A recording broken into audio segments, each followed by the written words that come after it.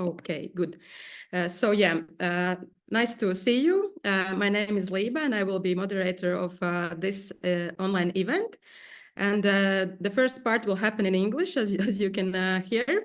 And I just want to share some technical information, so we are sure that everyone can perceive us. I will speak in English. If you need the subtitles in Latvian, please pin a Zoom window called T3LV. Then you will see, hopefully, subtitles in Latvian, because as we know, this technology is not developed perfectly yet. But anyway, there are subtitles in Latvian. And we have also sign language interpreter in Latvian sign language. So if you need that one, please pin window zīmju valodas tulks. You will be able to see it. If you need to make a bigger screen, so just drag it and it will become bigger. And I ask everyone, please don't use your microphones. If you have any questions or issues, please use the chat. Also, when we will have a place and time for discussion, for questions, I will just read questions from the chat. You can write them in both languages, Latvian or English. So welcome again. I see some new faces join. So my name is Liba Bērziņa, and I will be moderator of this event today. And I'm very, very happy to talk about such an important topic to myself, which is art and inclusion. And I believe this is also a very important topic to modern society to develop. And this event can happen thanks to Riga City Council integration project.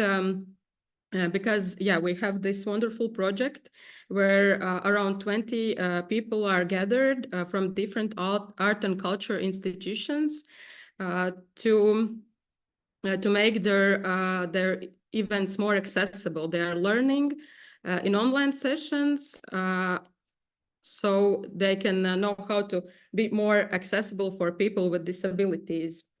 This project is very practical because they will develop real new and accessible culture events, and they will present them in September 3 in Homo Novus Festival in Accessibility Day. So I welcome everyone to follow in social media to know when will presentations happen, at what time.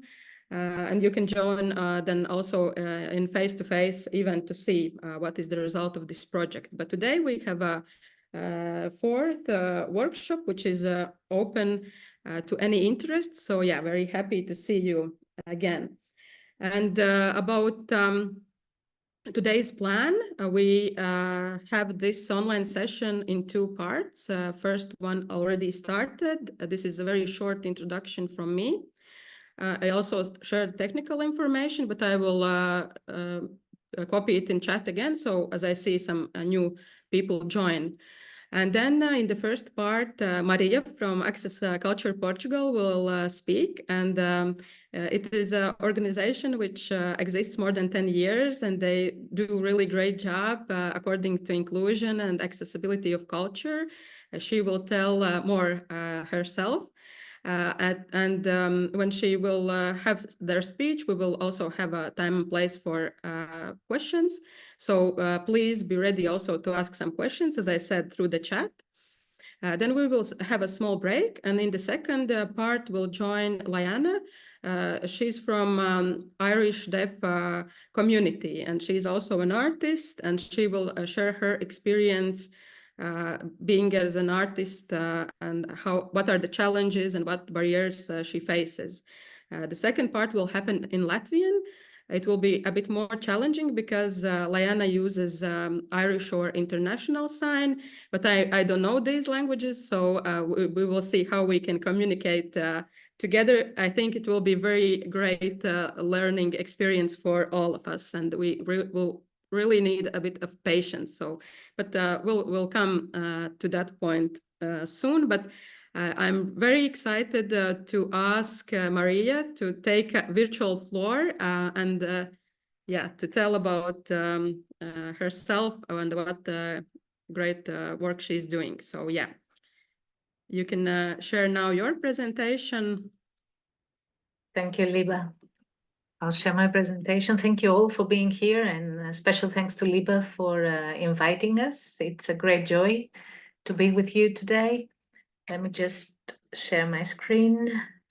I'm not a native speaker, English speaker, so it shouldn't be very difficult to understand me, but please, if you don't understand something, don't hesitate to stop and ask. As Liba was saying, we are a cultural association, an association whose members are people working in culture or culture organizations. And we do believe in the little big things that happen. This quote you see on our brochure comes from the evaluation of an event. I don't remember which one, where somebody said sometimes it's in the little things that we break the biggest barriers. And that's true. Just to tell you a few things about our organization. So as I was saying, we are a cultural organization, not for profit. And our mission is to promote physical, social, and intellectual access to cultural participation. Today, we'll focus on physical access, on people with disabilities and deaf people or neurodivergent people, but we also work on other kinds of barriers that stop people from participating actively, both as audiences, but also as cultural professionals. We founded the association in 2013, so this year we complete 11 years of activity. And what we do is we invest heavily on training, the training of people working in culture, the training of our colleagues, because we consider that one of the biggest barriers is perhaps our lack of knowledge around these issues. And then, of course, our mentality as well. So through our training programs, through a lot of debates, through an annual conference and lots of consultancy as well, we try to work against this lack of knowledge, to become more knowledgeable, more aware of the kind of barriers that exist, some of which we consider that we create ourselves exactly because we don't have the knowledge. Another thing we do is we invest also on publications and resources. They are all online, and if not all of them, most of them, the majority of them in English as well. The ones you can see on this slide are the two latest. The one in the middle, How and When to Talk About Disability. It's a publication that came out last October. Because it became very obvious for us how stressful, how offensive sometimes was the way both cultural organizations and the press were referring to the lives, to the stories, and to the work of artists with disabilities. So we created this guide, both for our colleagues who work in communication in the cultural field and for journalists. The one on the left with the green cover, it's again a guide, a toolkit for cultural organizations that would like to do an audit to understand what kind of barriers exist in their programming, in their spaces, and how they could create a plan, because not everything happens in one day, we know that. And for some things, we don't need funding, but in order to change things, to make them better, we don't need funding. It's with what we're already doing to do it better. But there are other things, of course, that need funding, and it's very good to have a plan. So these are two of our publications.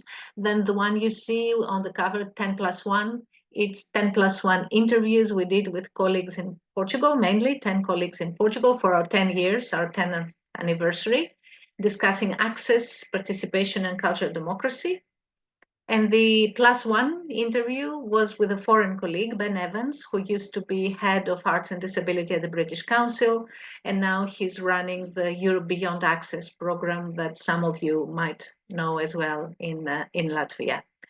The publication with a blue cover is the result of traveling all around the country in Portugal to discuss barriers beyond the physical.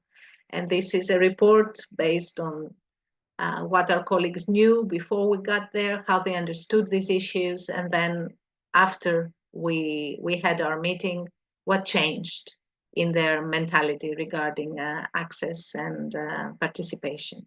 As I was saying, all these publications are available online. Another project that we think is very necessary in Portugal, and not only in Portugal, is this website called Accessible Culture. We created it in 2018 with the help of the financial help from a foundation. And here we collect information on all accessible programming, museums, theaters, cinemas, walks, debates, whatever has accessibility resources. And by that, we mean audio description, tactile materials, captions, sign language, relaxed sessions for neurodiverse people. So whatever information comes related to programming, we put it on this website. That means that the information becomes much more easier to find and much more accessible for people who need this kind of resources in order to be able to participate. And we believe also that it helps create a bigger visibility for cultural organizations that are making an effort to become more accessible, because not everybody is making an effort. What you see on the left, it's all written in Portuguese, but it's a kind of brand we got a couple of months ago to say that our site is fully accessible. And that's another important thing. Once we create, usually our websites are the first point of entry for anybody who would like to know about us. And so it is important to comply with the directives related to web accessibility. So we did all that work, of course, we had to do it. And we got this award, Finally, another project that is very dear to us, it's a network of theaters with accessible programming. It has 8 members at this point, and none of these theaters is in the 2 big cities in Portugal, the capital, Lisbon, and the second bigger city in Porto. All these 8 theaters are in smaller places outside the big centers, because people with disabilities and deaf people live all over the country, and they have an equal right to have access to cultural programming that is interesting to them. This is also a project we do with the help of the foundation. Now we're approaching in June to Access Culture Week. It's something we do since 2014. It is also the week that we hand our Access Culture Awards. It's a very special moment, usually a very emotional moment. We receive applications for the awards from all over the country, all sorts of projects, and again, not only about projects that have to do with physical barriers, but also projects that have to do with social and intellectual barriers. It is a week we do different events, but of course the highest point is the point of the awards. Now, I would like to talk to you in more concrete terms about 2 of the projects that we accompanied as consultants. This is the Fernando Pessoa House. Fernando Pessoa is the most celebrated Portuguese poet, and he lived in this house. It has this house has been a museum for a very long time, but in 2020 it went through refurbishment, and it was a good opportunity to consider better accessibility. One very brave decision at the time, because the main entrance to the building is the white entrance you see in the middle with 2 steps. And after those 2 steps, there were a few more inside. That was the official entrance. And because there was no safe, accessible, beautiful way of keeping that entrance for everybody, and we preferred, not we, just the association, we, the team, we, the people who run the museum, they took the brave decision of saying, no, everybody will get in from the same entrance. So the official entrance to the house is the one you see on the left with the big black borders. So everybody gets in from there. During the whole project, special care was given to platforms, inclination, handrails. There is tactile corridor for people with visual impairments all over the museum, all over the public area of the museum. The door opens automatically. the ticket desk is lower, and not only one part or not very high, it's all low for people to be able to see each other and to feel welcome. Within the exhibition, there are braille captions in braille for a number of objects, not all of them. There was a choice that was made, and we hope that in the future the museum will continue investing on captions in braille. There are also there is poetry in sign language. There are reproductions of the poet's more famous tactile reproductions of the poet's more celebrated portraits. And there is detailed information on their website regarding access conditions. In our view, it could be even more detailed to put people with disabilities as far at ease as possible before they come, so that they feel safe. They can know all the conditions that exist in order for them to come, and also in case in some point they need help, where they can get that help from. And this is very important, this information to be available on the website.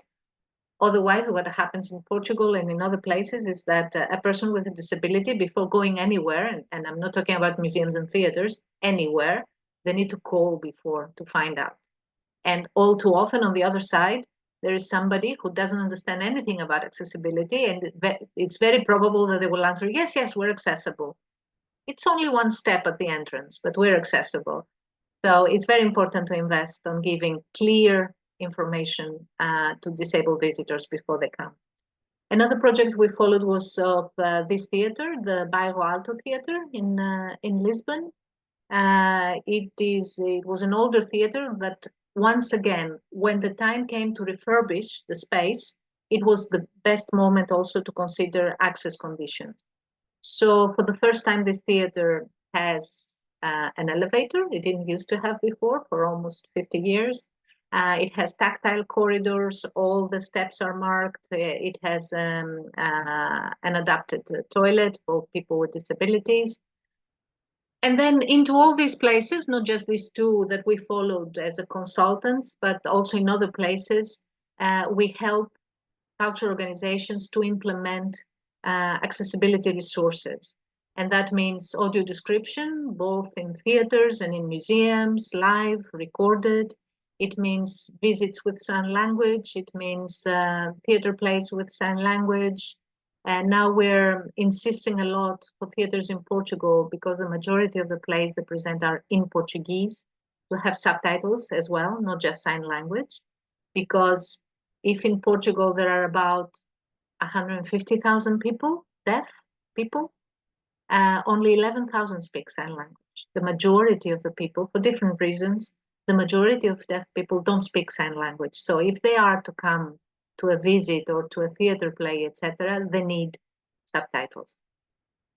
Also, we have invested since 2016 in the organization of relaxed sessions, both in theaters and in museums, that make the environment more accessible, more safe, more welcoming for neurodivergent people.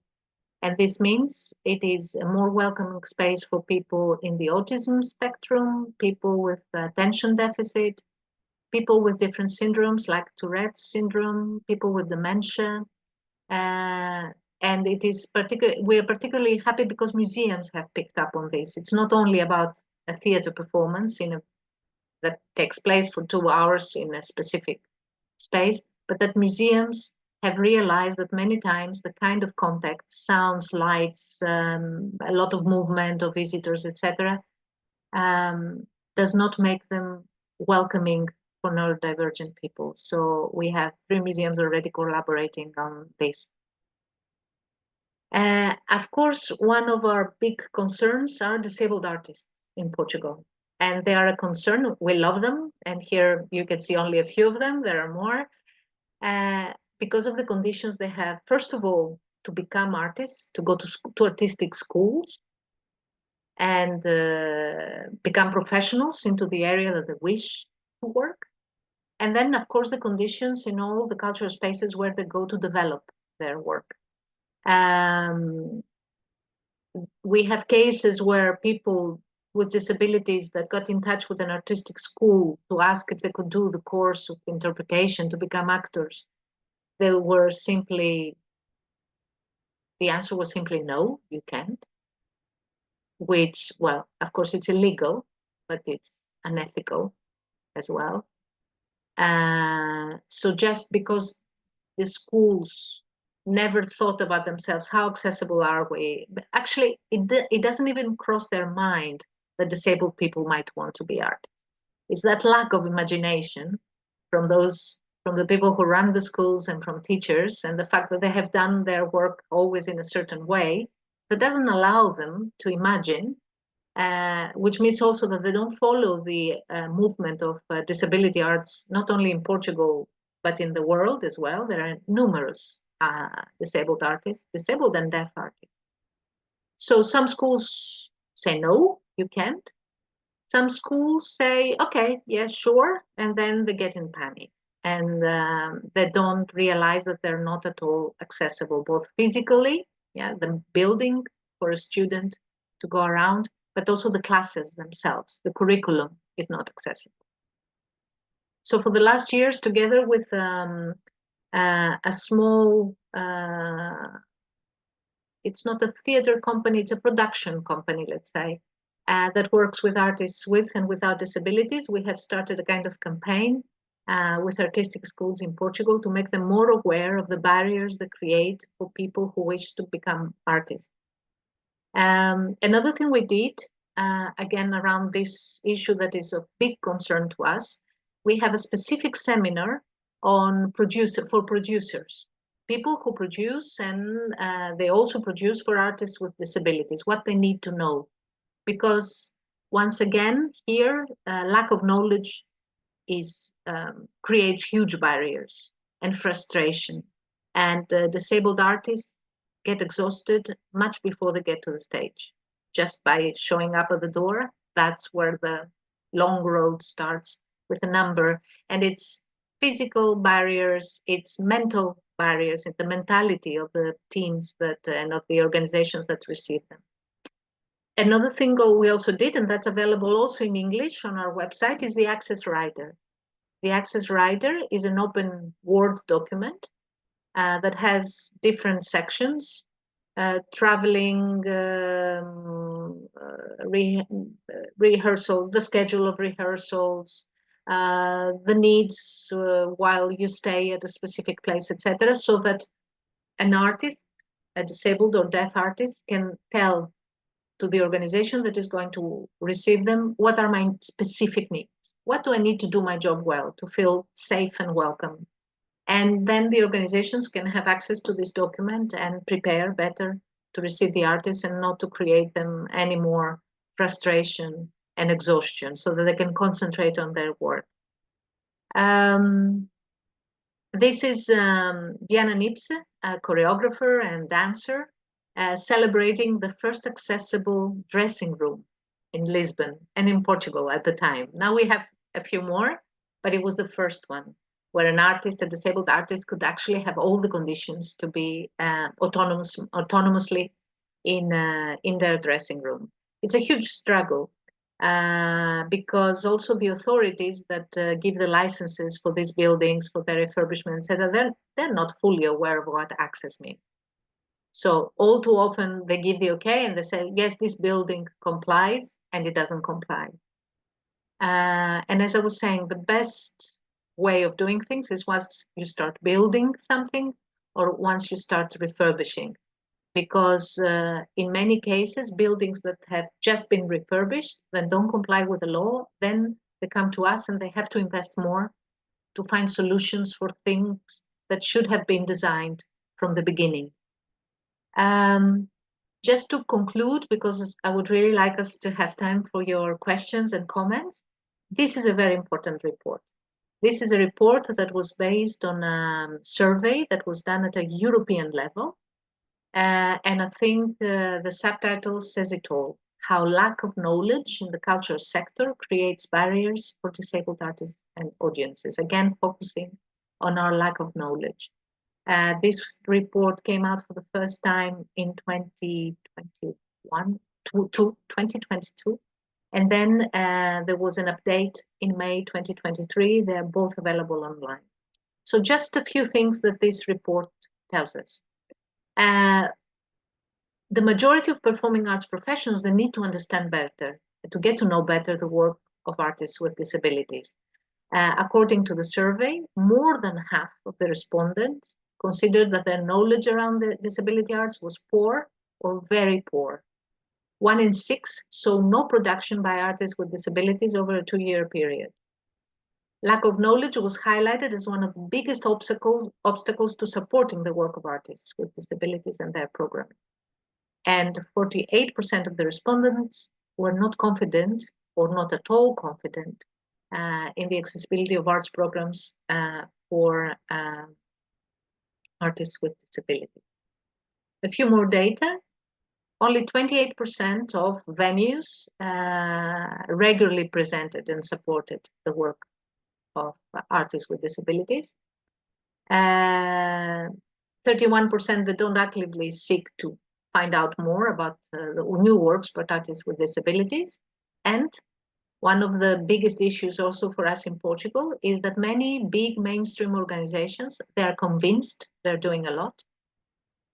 We get in touch and say, yes, we know we're doing a lot around that. And then the artists go just to find out that they're not doing anything or they're doing very little. Why do cultural organizations have this idea about themselves? Because the truth is that in the last years, they have invested more on access for audiences. So because they're doing that part of the work, they forget all the other part of the backstage. And we've been talking about artists, but it could be anybody. Could be a cultural manager, could be someone working on communication, production, lights, sound, whatever. People with disabilities should be able to be anywhere they want to be. So cultural organizations around Europe have mainly focused in the last years, and there's still a lot to do, on audiences. So there are accessible toilets, there is a free or discounted entry, there are sign language interpretation, audio description, accessible websites, very few. And it's, as I was saying before, this is the first point of entry. 19% said they had an accessible website. And the accessible communication materials, alternative materials. So this is a very good report if we want to have a clear view of how the field is at the moment and the things we should be able to do. An important last note I would like to give is that all too often in Portugal and abroad, once we have a disabled artist with us, we think it's the best moment to do an access audit. So instead of letting the artists do their work, we say, come, let's take a walk around and you tell us if we're accessible or not. It doesn't happen like that. And the fact that somebody has a disability does not necessarily make them a consultant on accessibility. Unless they are, of course, unless they are this kind of professionals, and they can be. The thing is, an artist just for having a disability doesn't mean they are consultants. They know about themselves, what they need. They don't know the law and how to apply the law. So that my last note would be, we have to pay the artists to create art. That's their job. And we should pay consultants for consultancy, the people who know with or without disabilities, whatever. So this was my last note. This is our website, and through our website you can find all our contacts and information and the platforms where we usually share information. And I'll stop my sharing my screen. And I'm eager to hear your questions and comments. Thank you so much, Marija. I will start with my questions, but that's the privilege of being the moderator. Just discussion, just to encourage the others, and I just shared my presentation. I hope that you can see subtitles now, because I don't know why the other subtitles are not catching me very well, so I will use this slide. So there are subtitles for my voice. But yeah, I mean, always when I hear someone talking from abroad, especially from part of Europe where you come from, it sounds like you are talking from the future. You know, we are still not there. You are even not one step further, but a few steps further. You have accessible theaters and artists with disabilities, and even suggestions for artists with disabilities both, and institutions how to be more accessible for artists with disabilities, etc., all the great things you do. But the most probably also have some challenges, just also to show us maybe that we are also heading there, hopefully. So maybe you can share some challenges you have into promoting inclusive and accessible culture environment.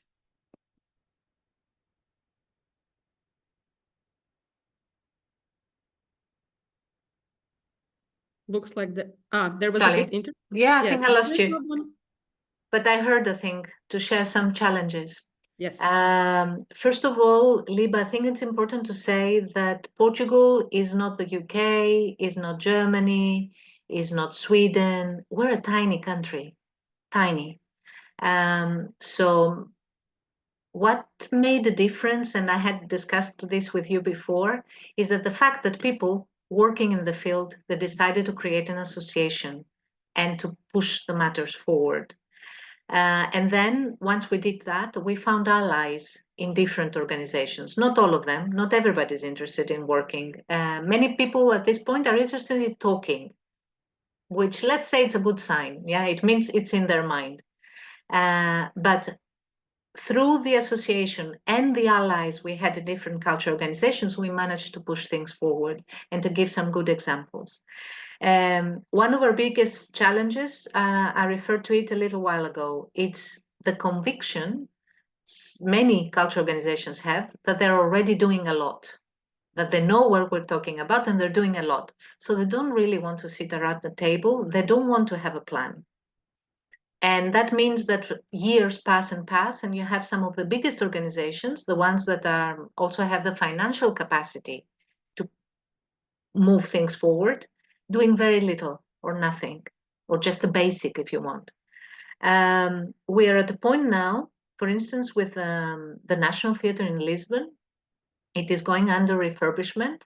And with this refurbishment, they will make even more accessible the public area. It was already for people with on wheelchairs, etc., but also considering people with visual impairments, etc., but also all the backstage.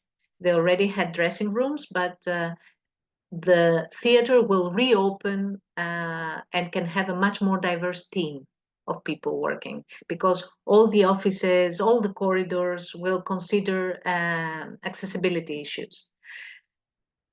The National Theatre started working with us in 2013, as soon as we created the association. And at that moment, they did a first plan. And then after they realized what they needed to do, again, there were things that they could do immediately. It was a question of changing their mentality on some things or investing money better, the money they already had, but doing it better, doing it to become more accessible.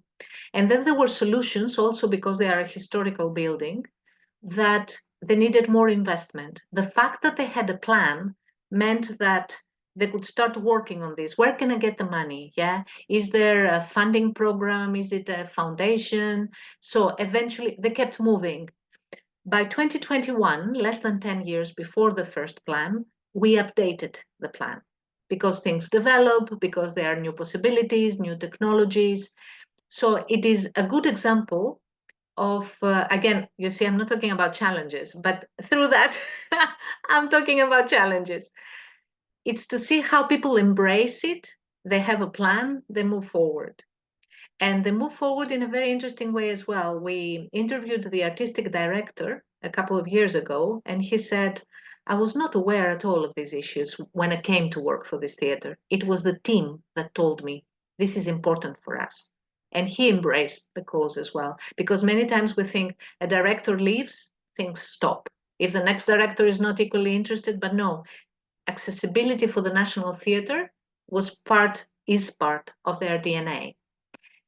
To go back to your question, all the resistance we feel from many cultural organizations once we want to move beyond talking into doing is one of our biggest challenges, I feel, at this moment. And then also the fact that there are no funding programs focusing accessibility. And we would really need that, because at the same time, we have many colleagues in the field who know very well what's missing, who know very well what they need to do, and they're lacking the money. So I would say these challenges are connected and are our biggest challenges. Thank you so much. Thank you so much. Yeah, I was,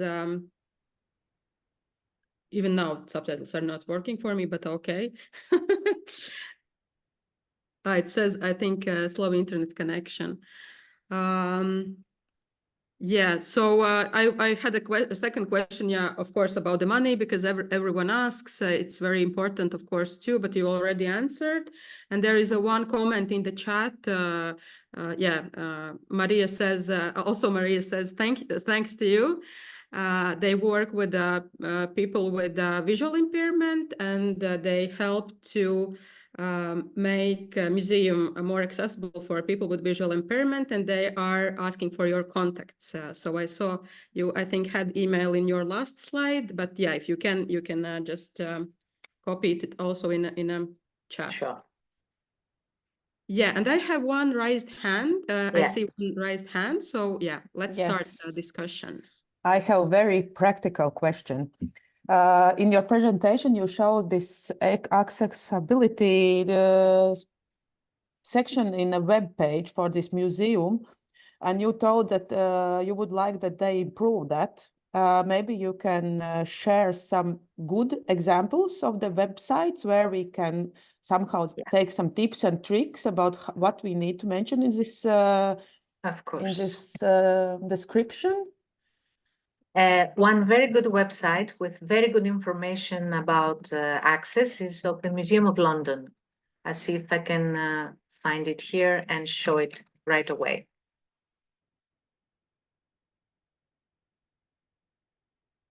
If it opens, yes. So let me share my screen.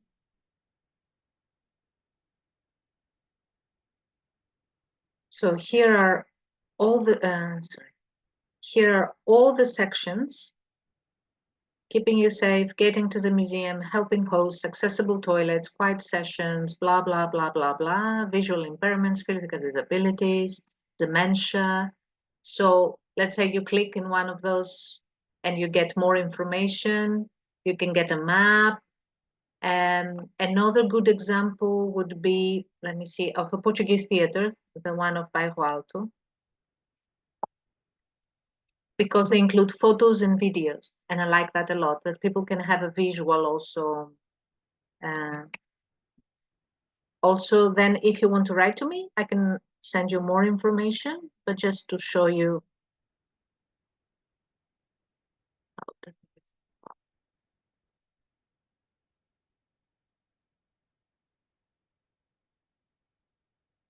No, it's not. But I can send you, yeah, please write to me so that we don't lose time in case you have more comments and questions. Please write to me and I'll send you some good examples. Another thing we've been working lately, and it excites us a lot, is a sensory map for a museum. And we're working now on symbols, pictograms, and how to allow a person, a neurodivergent person or their carer, to prepare the visit better before they come, and to avoid spaces where they will not feel comfortable, or to know what is the space I can go to if I don't feel comfortable. So yes, Ilse is your name. Please write to me and I'll give you more information on that. Thanks, because Marija, our festival is coming, and we want to improve our descriptions. So yeah, that's why it's a very practical one question from my side. Yes, thank you. And please, Marija, share also to me, so I will send to others. I will. Yeah, we will share all the good resources. Yeah, so more questions, comments?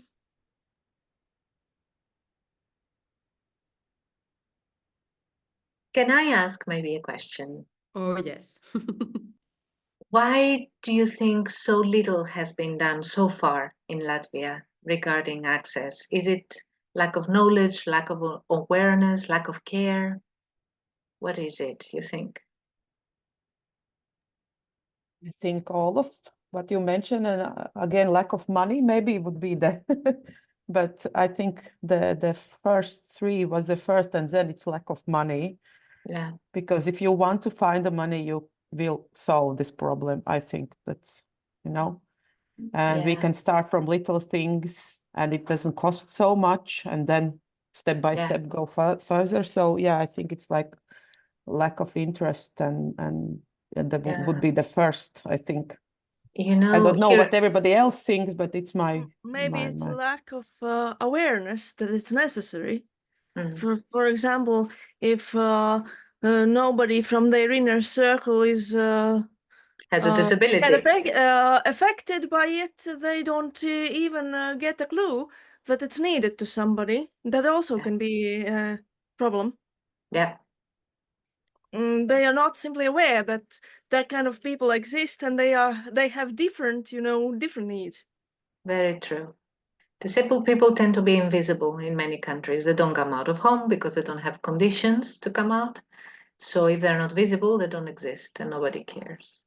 But talking about the money, that's very important. And I'm not going to tell you that money is not needed. It is. And there are solutions that in order to be good solutions, you need lots of money. Now, when I was working at the Municipal Theatre in Lisbon, 2007, we started doing sessions with sign language. It was the first theatre at the time. And that was coming out from my department's budget, which was communications. And what I did at the time, it was a time when there was no Facebook, no nothing. So if a theatre wanted to publicize their work, they would have to go to the newspapers and do adverts. I took two adverts. The cost of two adverts at the time would allow me to pay the sign language interpreters. You see what I mean? Or in order to make a leaflet that is legible. It doesn't have access issues because it's red letters on orange background. You don't need, for that, you don't need more money. You just need to be aware, you see? So once you do an audit, once you know what you need to do, there are things that you will be able to do with the money you already have. Just use them better. And then, of course, the other, but the European Union also is giving a lot of importance to access. So maybe from there as well. Yeah, I see in my practice very many examples where actually there was money, but there's a lack of understanding. But why there is a lack of understanding, it's hard to answer. But again, it's one of the hardest things to change, right? So people many times says, oh, we need to talk about this more. And but talking does not change as much, right? So we also need to do.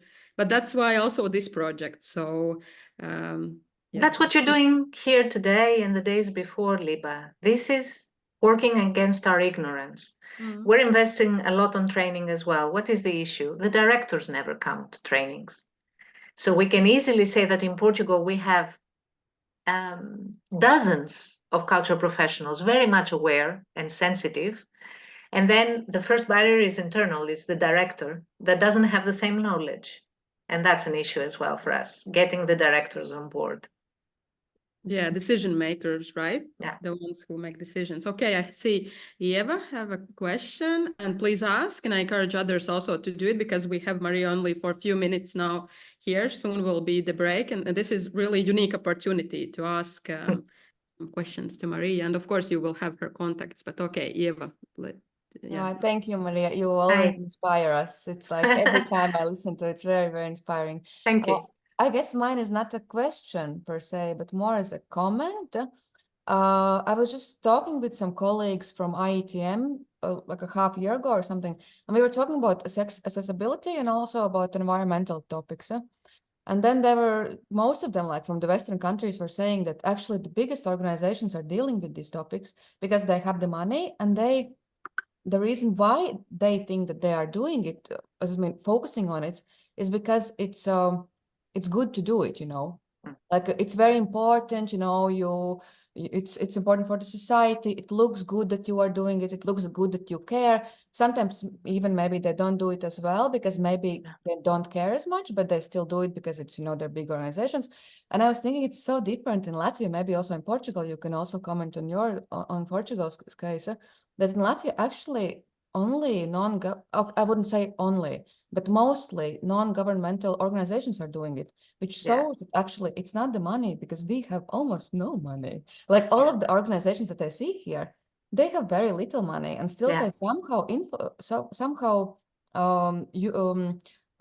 add these topics or accessibility ways in their actions.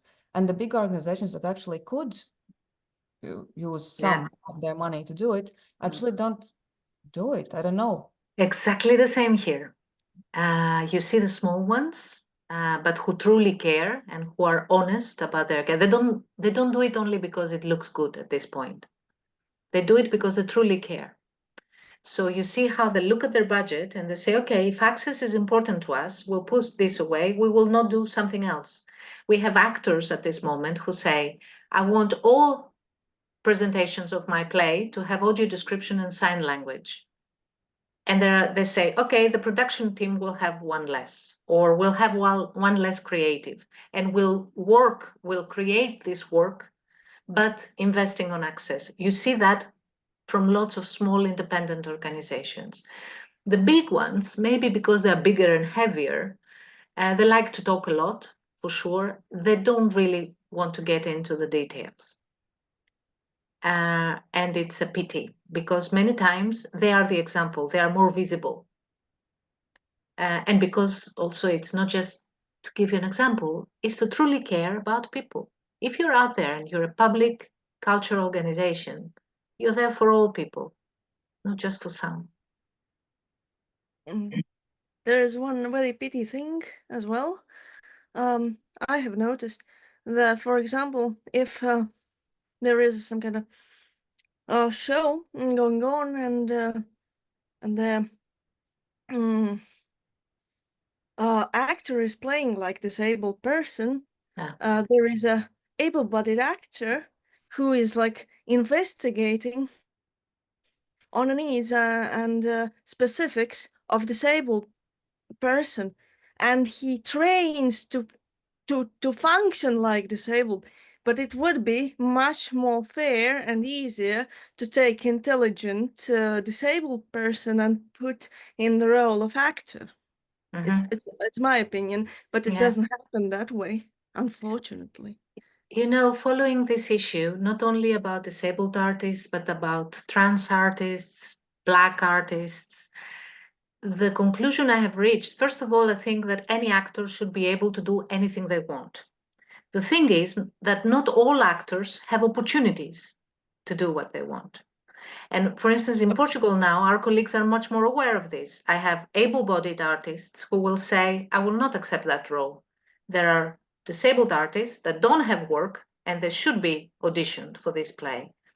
Now, this is also a kind of vicious circle, as I said, if the schools are not prepared and the artists, they want to be artists, but they cannot go to school, they cannot become professionals, then it's not always clear in an audition that if you're disabled, you're welcome for the audition. For instance, when one of the organizations we work very closely with, they wanted to do a play and they didn't care if the actors were able-bodied or disabled. They didn't care. It was that play. They wanted the best actors.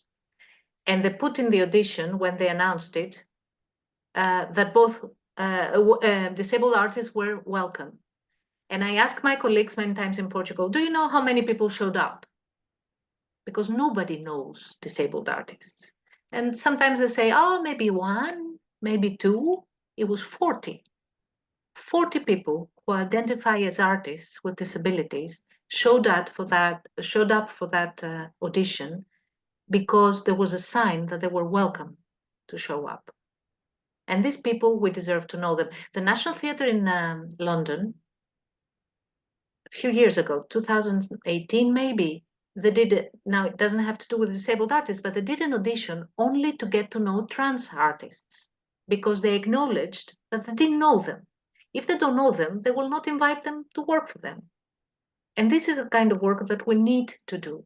I don't know if I agree with you that it's better to be anybody, even if they're not artists or actors, because they're disabled. I'm not sure I agree with you on that. I think that people who identify as artists and artists with disabilities, they should have the opportunity to do what they love. And if they're the best for the role, they should be the ones in the role.